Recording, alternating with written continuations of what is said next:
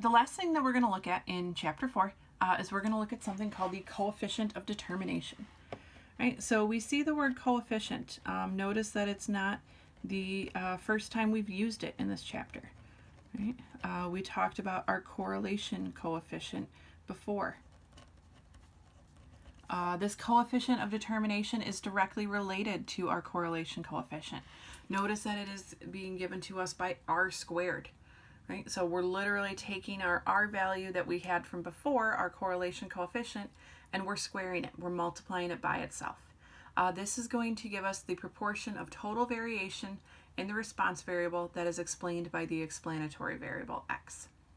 Right? So the coefficient of determination is going to be between 0 and 1, because when we square negative numbers, we get positive numbers. So we're going to write 0 is less than or equal to r, which is less than or equal to 1.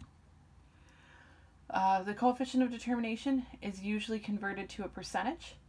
So that means that percentage is going to be between 0% and 100%, right? If we are between 0 and 1. Right? If r squared is equal to 0, then the line has no explanatory value.